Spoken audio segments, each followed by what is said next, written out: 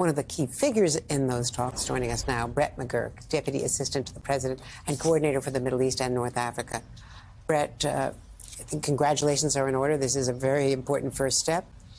How confident are you that it can hold, that there's enough to be gained by both sides so that any minor infraction will be overlooked and it will not blow up the whole deal? Well, Andrea, your question's a good one. It's certainly a breakthrough. The president has really been hands-on engaged in this the last 5 weeks, talking to Prime Minister Netanyahu 14 times, President Sisi 2 or 3 times, the Emir of Qatar. He'll have some more calls later this afternoon.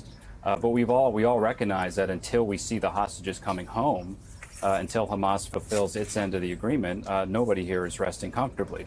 We're very focused here over the next 4 to 5 days of seeing these 50 women and children come home. And as your last guest just mentioned, this includes toddlers, it includes a baby, it includes a 3-year-old American citizen whose parents were killed on October 7th, Abigail. We very much anticipate and look forward to seeing her come home.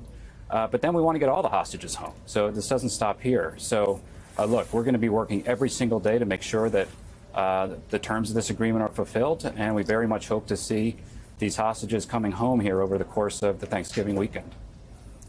There's been criticism by the U.S. of some of the tactics used by Israel in the war, and reports that this deal was delayed because of what happened at Al-Shifa Hospital.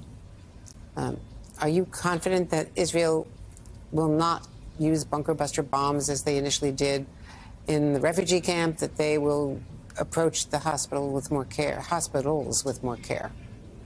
You know, Andrea, we're engaged in a very intensive discussion with the Israelis every single day. And I think when the president went to Israel, the first American president to visit Israel in a time of war, he spoke publicly about wartime decisions being the most difficult decisions. They require deliberation. They require constant, rigorous inquiry into the objectives and whether the policies you're pursuing are achieving them. But one thing we've been very focused on since that time and before then is this hostage deal. The president recognized very early the only realistic way to get a humanitarian pause in place, and we support humanitarian pauses irrespective of a hostage deal, is through an agreement to bring the hostages home. And it was a number of very, very difficult, intensive conversations between the president and these other leaders that helped get this done. And, we're going to have to see what happens over the coming days. But the Israelis have fully committed to this deal. Hamas has committed to this deal through the Qataris and the Egyptians. There's no good faith here, obviously, when it comes to Hamas. But this was a rigorously negotiated deal. I have to say the terms of this deal really could not have been achieved a month ago. And obviously, I've been pretty close to this process together with Bill Burns and so many others, Jake, across our whole team, and Tony Blinken. A month ago, the terms are very different. I mean, the way this deal is structured now is 50 women and children come out in 4 days, over 4 days of a humanitarian pause.